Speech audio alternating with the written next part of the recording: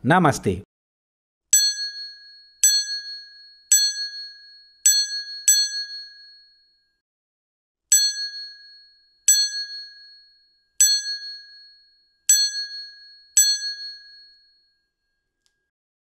Halo Movie Rangers, apa kabar kalian semua? Semoga kita semua selalu diberikan petunjuk dalam menjalani kehidupan ini. Hari ini Bang Jedar akan menceritakan film berbahasa Bengali yang berjudul Ebor Sabor. Skor IMDb-nya 7,3. Film ini dibintangi oleh aktor Tollywood Saswata Chatterjee dan disutradarai oleh Arindam Sil. Film ini bercerita tentang misteri pembunuhan seorang wanita cantik yang kaya raya yang ditemukan tewas di dalam kamarnya. Oke, langsung aja, put your headset on and listen to me.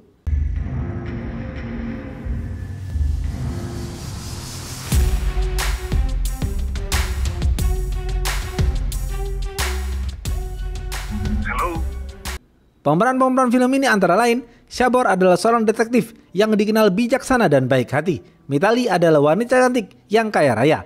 Joyeta adalah sepupu Mitali yang hidup satu rumah dengan Mitali. Mitra dan Pantu adalah mantan suami Mitali. Mitali adalah gadis cantik, seksi, dan kaya raya. Mitali mempunyai segalanya yang membuat beberapa orang iri kepadanya. Dahulu, Mitali pernah menikah dengan pria baik hati bernama Mitra. Namun sekarang, Mitali berstatus janda dan hidup di luar kota sendirian. Tiba-tiba, suatu pagi saat Mitali sedang jogging, Mitali menemukan seorang pria tewas ditembak di kepalanya. Pria itu bernama George. George bunuh diri setelah ditinggal istrinya yang baru ia nikahi. Tragedi itu membuat Mitali teringat akan Mitra. Ia juga sadar bahwa selama ini ia salah. Mitali menyesal telah menceraikan Mitra. Mitali merasa telah menemukan petunjuk dalam hidupnya. Mitali merasa bahagia karena telah menemukan kedamaian dalam dirinya. Namun tak lama kemudian, ayahnya meninggal dunia. Setelah beberapa tahun meninggalkan rumah, akhirnya Mitali memutuskan untuk kembali ke rumahnya. Suatu malam, Mitali mengadakan pesta di rumahnya untuk merayakan kebahagiaannya karena telah menemukan kedamaian dalam hidupnya. Mitali mempersiapkan semuanya bersama sang sepupu bernama Joyeta, mulai dari menghias dekorasi ruangan dan mempersiapkan makanan. Mitali juga mengundang beberapa temannya, yakni seorang playboy bernama Samiran yang datang bersama kekasihnya bernama Konika.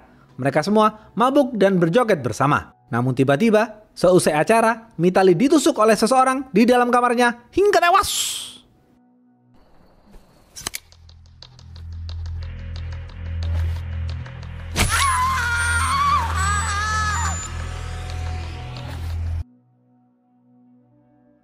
Besok pagi, mayat Mitali tergeletak di dalam kamarnya. Pihak keluarga melaporkan hal ini kepada kepolisian. Kapolsek langsung menugaskan polisi bernama Sabor untuk menangani kasus ini. Sabor dan anak buahnya bernama Nanda langsung berangkat ke TKP.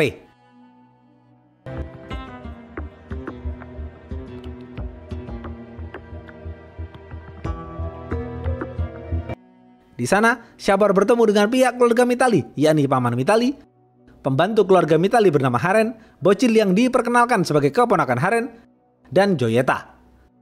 Sabor dan Nanda kemudian melihat mayat Mitali di dalam kamarnya.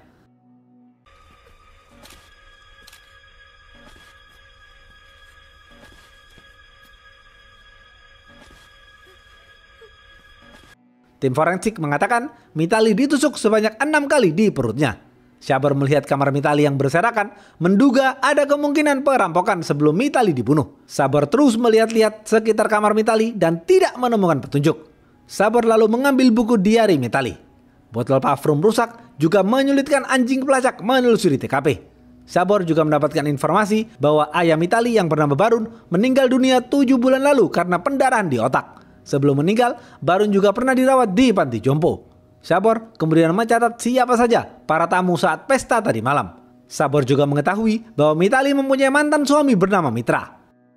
Sabor lalu menginterogasi Joyeta. Joyeta mengatakan ia melihat Mitali mabuk berat malam itu. Padahal Mitali sebelumnya tidak pernah minum alkohol. Sabor kemudian pergi menemui Mitra. Mitra mengatakan, "Mr. Sabor, aku bekerja sebagai akuntan di bank. Dahulu aku menikah dengan Mitali karena dijodohkan oleh Barun, yang tidak lain adalah customer bankku. Barun mempunyai 2 akun palsu di bankku, yakni atas nama Pinaki dan Rudra. Setelah pertemuanku dengan Barun, Barun mengajakku ke rumahnya dan mengatakan ia menderita penyakit dan sudah tua. Yang ia inginkan hanyalah mendapatkan menantu yang baik untuk Mitali putrinya. Lalu Barun menyukaiku dan menikahkanku dengan Mitali. Saat malam pertama tiba, Mitali mendorongku dan tidak mau aku sentuh. Aku tidak berhubungan intim dengan Mitali. Hal itu sangat menyakitiku dan tidak lama setelah itu aku bercerai dengan Mitali. Sekarang aku sudah lama tidak berkomunikasi lagi dengan Mitali. Syabor bertanya kepada Mitra, apakah kau memeras Barun karena mempunyai 2 akun palsu di bankmu sehingga kau bisa memaksa Barun untuk menikahi Mitali? Apakah kau merasa dendam dengan Mitali karena telah menceraikanmu? Mitra menjawab, aku tidak dendam. Terakhir kali aku bertemu dengan Mitali jam 6 malam sebelum pesta itu. Di depan rumah Mitali, aku juga bertemu dengan Samiran dan Konika. Setelah interogasi, Syabor pulang ke rumah dan terus memikirkan kasus ini. Samiran adalah pria yang hobi tidur dengan banyak gadis. Terlihat Samiran sedang dimarahi ayahnya melalui telepon karena Samiran tidak mampu membayar hutang tagihan di bank. Ayahnya khawatir debt collector akan menagih hutang kepada Samiran. 2 hari kemudian, Syabor datang ke rumah Samiran. Di sana, Samiran sedang enjos-enjos dengan wanita bayaran bernama Juleha. Syabor melihat banyak majalah dewasa berserakan di meja Samiran. Syabor mulai menginterogasi Samiran. Samiran mengatakan, Mitali adalah gadis cantik yang kaya raya. Semua lelaki yang melihatnya pasti menyukainya. Namun sayang, saat kuliah, Mitali melakukan kesalahan, yakni kawin lari dengan pria miskin yang bernama Pantu. Barun marah mengetahui hal itu dan memarahi Mitali. 6 bulan kemudian, Mitali dan Pantu bercerai. Sebelum ke pesta malam itu, aku bertemu dengan Mitra di halaman depan. Mitali terlihat ingin mengejar Mitra, namun tidak bisa. Mitali mengatakan kepadaku, Samiran, aku harus berdamai. Tetapi aku tidak tahu apa maksud Mitali mengatakan itu kepadaku. Di tengah perbincangan, Juleha menghampiri mereka berdua. Juleha menggoda Syabor sambil mengatakan, Mr. Syabor, aku sudah biasa menghadapi polisi sepertimu. Karena ayahku adalah seorang pensiunan polisi bernama Vijay di kota Jharkhand.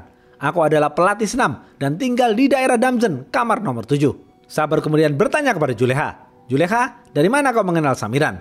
Juleha menjawab, aku mengenal Samiran di klub malam 12 hari yang lalu. Aku menggodanya dengan menjatuhkan dompetku, lalu kami berdua berkenalan dan tidur bersama. Aku tidak masalah meskipun hanya menjadi teman tidur Samiran, dan aku tahu Samiran juga mempunyai kekasih bernama Konika. Samiran mengatakan, malam itu aku datang bersama Konika kekasihku. Aku mabuk berat sampai aku merayu Mitali di depan banyak orang. Konika pun cemburu dan marah kepadaku. Syabor berasumsi Samiran juga menyukai Mitali. Syabor penasaran dengan kalimat yang diucapkan Mitali kepada Samiran malam itu, yakni aku harus berdamai.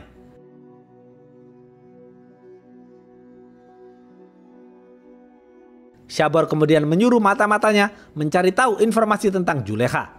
Syabor mendapatkan informasi dari kepolisian bahwa ternyata sebelum Mitali dibunuh, Mitali mengatasnamakan beberapa hartanya kepada Mitra. Ini membuat Syabor berasumsi bahwa Mitra pelakunya, karena Mitra ingin merebut harta Mitali. Syabor kemudian bertemu dengan Mitra lagi. Syabor bertanya kepada Mitra, Mr. Mitra, di mana keberadaan Anda sehari sebelum pembunuhan? Mitra menjawab, aku pergi bersama Joyeta, sepupu Mitali. Syabor kemudian menyuruh Nanda untuk mengecek nomor HP Mitra. Apakah benar Mitra menemui Joyeta sehari sebelum pembunuhan? Syabor terus memikirkan kasus ini. Syabor berasumsi Samiran mungkin pelakunya karena Samiran juga terobsesi tidur dengan gadis-gadis cantik. Mungkin malam itu Mitali menolak Samiran sehingga membuat Samiran marah dan membunuhnya. Syabor dan Nanda lalu bertemu dengan ayah Samiran. Ayah Samiran menyangka Syabor dan Nanda adalah debt collector. Secara spontan, ayah Samiran mengatakan kepada Syabor dan Nanda, Pak, maafkan anak saya. Saya janji akan segera membayar hutang-hutang anak saya. Niat anak saya berhutang untuk membangun pabrik ekspor bersama temannya bernama Mitali. Syabor dan Nanda menduga Samiran membunuh Mitali juga karena uang. Namun Syabor dan Nanda masih bingung kalau benar apa yang dikatakan ayah Samiran bahwa Mitali ingin berbisnis dengan Samiran, lalu kenapa Mitali mengatasnamakan hartanya kepada Mitra? Syabor dan Nanda kemudian bertemu dengan Pantu, mantan suami pertama Mitali. Syabor menginterogasi Pantu. Pantu mengatakan, Mr. Syabor, dahulu aku adalah murid terpandai di sekolah SMA. Setelah lulus, aku diterima di perguruan tinggi terbaik. Di kampus, aku bertemu dengan Mitali. Kami berdua jatuh cinta dan tidur bersama. Mitali kemudian ketagihan tidur denganku dan selalu meminta jatah. Aku kemudian berhenti kuliah dan kawin lari bersama Mitali. Reputasi Mitali jelek di mata keluarganya. Setelah itu, Barun mengetahui hal ini dan langsung memarahi Mitali. Barun menyuruh kepolisian untuk mencariku. Tak lama kemudian, 2 orang polisi mendatangi rumahku dan memukuliku secara membabi buta. Kami berdua pun bercerai. Pernikahanku dengan Mitali hanya berjalan 6 bulan saja yang didasari nafsu biologis. Setelah itu, Barun menikahkan Mitali dengan Mitra agar reputasi Mitali bisa kembali baik di mata masyarakat. Syabor bertanya lagi kepada Pantu, lalu di mana kau saat malam pembunuhan? Pantu menjawab, Malam itu aku bersama wanita bayaran bernama Rita. Aku bertemu Rita di sebuah klub malam. Rita menggodaku dengan menjatuhkan dompet di depanku. Kami berdua kemudian berkenalan dan melakukan enjos-enjos hingga puas. Malam itu aku tertidur pulas setelah digoyang oleh Rita. Melihat tingkah laku Pantu yang santai, Sabor tidak mencurigai Pantu. Sabor menilai Pantu tidak berniat balas dendam kepada Mitali.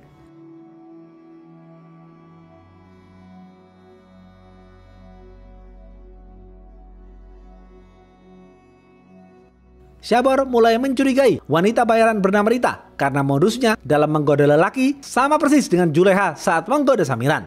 Apakah Juleha dan Rita adalah satu orang yang sama? Sabor kemudian pergi ke alamat Juleha. Sesampainya di sana, ternyata Juleha adalah orang yang berbeda. Memang benar adanya bahwa seorang wanita yang ditemui Sabor bernama Juleha, anak dari pensiunan polisi bernama Vijay di kota Jharkhand. Namun wajahnya bukan wajah Juleha, si wanita bayaran yang tidur bersama Samiran. Juleha palsu telah membohongi Sabor. Tiba-tiba Samiran menelpon Sabor karena ada sesuatu yang baru ia ingat. Samiran mengatakan kepada Sabor, "Mr. Sabor, setelah beberapa hari pembunuhan Mitali, aku mendatangi rumah Konika.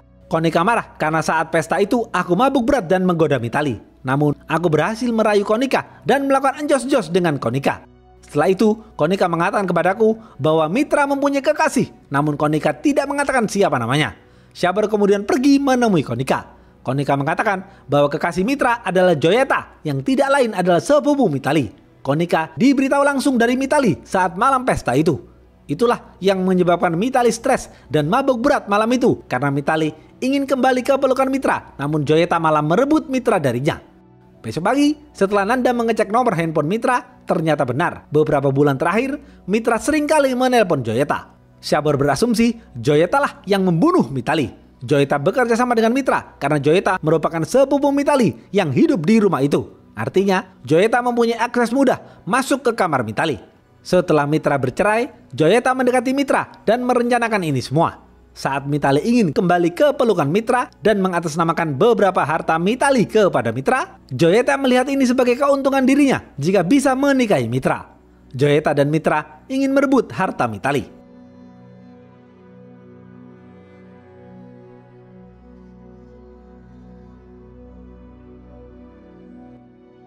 Sabor dan Nanda langsung bergegas menemui Joyeta.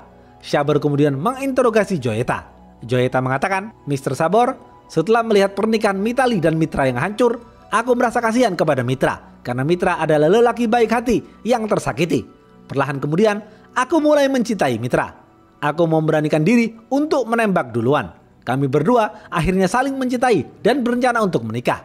Kami berdua sering makan bersama dengan ayah Mitali. Dan tak lama kemudian, kami berdua memberanikan diri mengatakan semuanya kepada orang tuaku dan Barun. Orang tuaku sangat setuju karena Mitra adalah lelaki baik hati. Tetapi Barun marah dan menolak hubunganku dengan Mitra. Beberapa hari kemudian, Barun terkena sakit pendarahan di otak lalu meninggal dunia. Kami segera mengabarkan hal ini kepada Mitali. Mitali akhirnya pulang ke rumah dan menangisi kepergian ayahnya. Setelah itu, Mitra menyuruhku untuk memberitahu Mitali mengenai rencana pernikahanku dengan Mitra. Namun aku tidak punya keberanian untuk memberitahu Mitali karena aku takut dianggap sebagai pengkhianat. Mitali juga sedang bahagia dan menemukan kedamaian dalam dirinya. Mitali ingin kembali ke pelukan Mitra. Beberapa hari kemudian, Mitali datang ke bank dan mengatasnamakan beberapa hartanya kepada Mitra. Mitali juga ingin membuat pesta kecil-kecilan di rumahnya. Mitali akan mengundang beberapa teman dekatnya. Aku juga membantu Mitali dalam menyiapkan pesta itu. Setelah menyiapkan semuanya, aku akhirnya memberanikan diri memberitahu Mitali bahwa aku menyukai Mitra. Mitali kaget mendengar hal itu. Besok pagi, Mitra juga kaget karena baru mengetahui Mitali memberikan sebagian hartanya kepada dirinya. Mitra tidak menginginkan harta Mitali sedikit pun. Saat malam pesta akan dimulai, tepatnya jam 6 malam, Mitra pergi ke rumah Mitali untuk membicarakan hal ini. Akhirnya, aku dan Mitra mengatakan rencana pernikahanku kepada Mitali. Mitali kaget mendengar hal itu, dan dengan berat hati, Mitali menerima keputusanku dan Mitra. Mitali berusaha mengejar Mitra, namun gagal. Mitali juga berencana berdamai dengan Mitra, namun semuanya sudah terlambat. Sabor terus memikirkan hal ini. Sabor kemudian membaca buku diari Mitali. Di sana disebutkan bahwa sebelum Mitali kembali ke rumah, Mitali dan ayahnya berlibur bersama. Mitali mengatakan kepada sang ayah bahwa ia telah menemukan kedamaian dalam dirinya setelah merenungi banyak hal. Puncaknya adalah saat melihat George. pria yang bunuh diri karena ditinggal sang istri. Mitali menyesal telah meninggalkan Mitra. Barun juga mengatakan kepada Mitali bahwa ia sudah tua. Barun ingin bertanggung jawab atas anak-anaknya. Syabor bingung dengan kalimat yang diucapkan Barun tentang anak-anaknya. Seakan-akan Barun memiliki lebih dari satu anak. Padahal anak Barun hanyalah Mitali seorang. Syabor kemudian pergi menemui Pantu lagi. Di sana, Syabor melihat ada motor Mitra sedang diperbaiki oleh Pantu. Syabor berasumsi Pantu dan Mitra bekerja sama untuk membunuh Mitali balas dendam karena mereka berdua adalah mantan suami Mitali yang tersakiti. Pantu mengatakan, "Aku kenal baik dengan Mitra meskipun awalnya kami berdua pernah bertengkar karena saling cemburu. Namun pada akhirnya kami berdua berteman baik. Dalam hidupku, Mitra adalah pria baik hati yang pernah aku kenal. Namun di saat malam pembunuhan itu, aku melihat Mitra pulang dari rumah Mitali." Syabor kemudian pergi menemui Mitra untuk bertanya tentang dua akun palsu Barun bernama Punika dan Rudra. Mitra mengatakan sebelum Barun meninggal dunia, ia mengambil uang rutin setiap bulan melalui akun Pinaki. Bahkan 1 bulan sebelum meninggal, Barun mengambil uang dalam jumlah besar. Syabor penasaran kepada siapa uang itu diberikan. Ternyata hasil penelusuran Syabor ditemukan bahwa uang itu diberikan kepada Haren. Syabor dan Nanda langsung menemui Haren. Syabor menginterogasi keras kepada Haren. Akhirnya Haren memberitahu rahasia Barun. Haren sambil menangis mengatakan, sejak kematian istrinya, Barun merasa kesepian. Barun berhubungan dengan seorang wanita hingga mempunyai seorang anak. Keponakan yang aku kenalkan kepada Anda saat itu adalah putra kandung Barun. Namun aku tidak mengetahui di mana alamat wanita itu sekarang. Syabor dan Nanda kemudian pergi ke sekolah tempat putra Barun belajar. Dari sana, Syabor tahu nama asli putra Barun yaitu Pritish. Syabor juga menemukan alamat Pritish berkat bantuan kepala sekolah. Syabor dan Nanda langsung meluncur ke alamat itu dan ternyata rumah itu sangat kecil dan kumuh.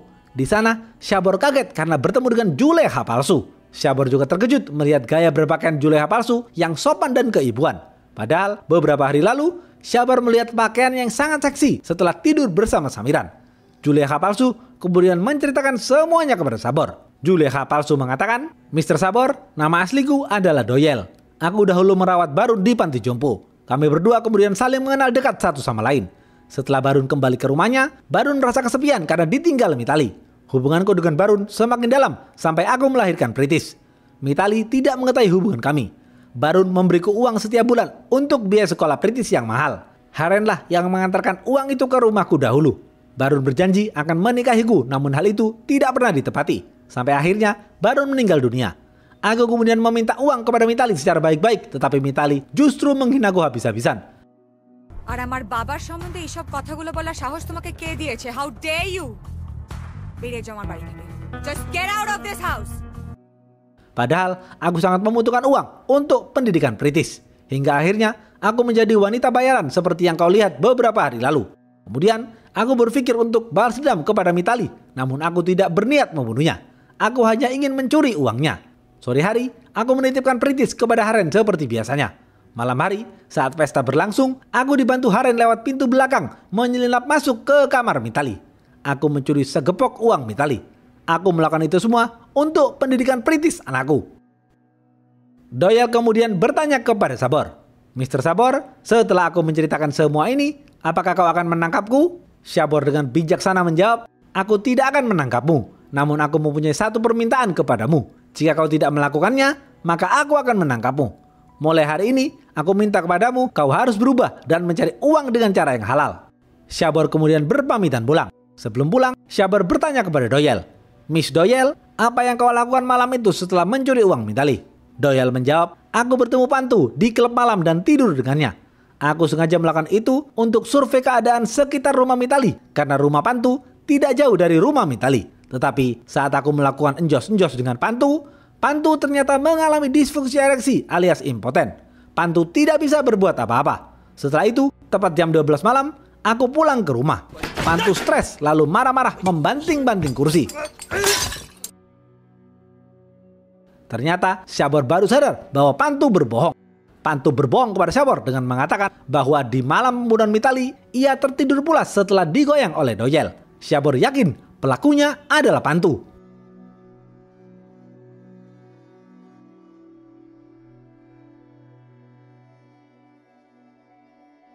Syabor dan Nanda langsung mengejar Pantu. Mereka bertiga terus berlari.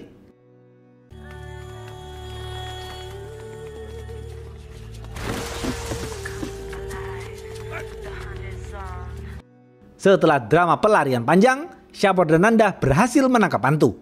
Shabor kemudian bertanya kepada Pantu, "Pantu, mengapa kau membunuh Mitali?" Pantu akhirnya mengatakan yang sejujurnya, "Mr. Shabor, kau hanya memikirkan kematian Mitali, tetapi kau tidak memikirkan bagaimana hidupku. Aku merasa sudah mati 10 tahun yang lalu. Dahulu aku adalah murid paling cerdas di SMA.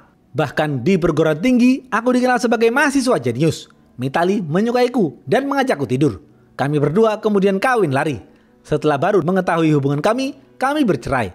Aku tidak masalah dengan hal itu, tetapi Barun menyuruh kepolisian memukuliku hingga tulang belakangku patah. Dan akhirnya itu membuatku mengalami disfungsi ereksi alias impoten. Tidak hanya itu Mr. Shabor, saraf mata kiriku rusak dan aku diprediksi akan mengalami kebutaan. Sejak itu, aku tidak memiliki semangat hidup dan berhenti kuliah. Aku sekarang menjadi montir. Aku sangat membenci Mitali karena Mitali lah yang menyebabkan ini semua. Saat malam pembunuhan, Rita alias Doyel mendatangiku dan meniduriku. Namun karena aku impoten, Doyel pergi meninggalkanku. Saat itu, aku jadi teringat kembali saat 2 polisi itu memukuliku. Aku semakin membenci Mitali. Dan seketika itu, aku mengambil pisau lalu menyelinap masuk ke rumah Mitali. Saat pesta usai, aku masuk ke kamar Mitali dan menusukkannya ke perut Mitali berkali-kali hingga tewas.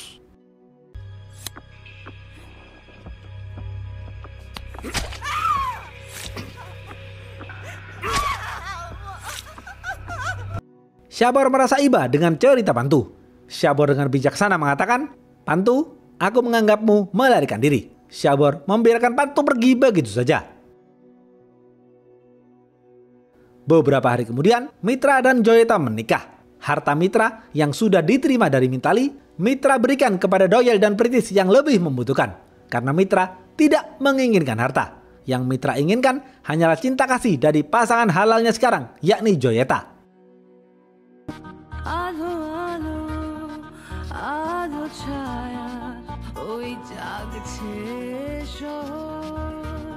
Habis. Apa pesan dari film ini? 1. Cintailah pasangan halalmu dengan tulus, apalagi jika kau mendapatkan jodoh yang baik hati seperti Mitra.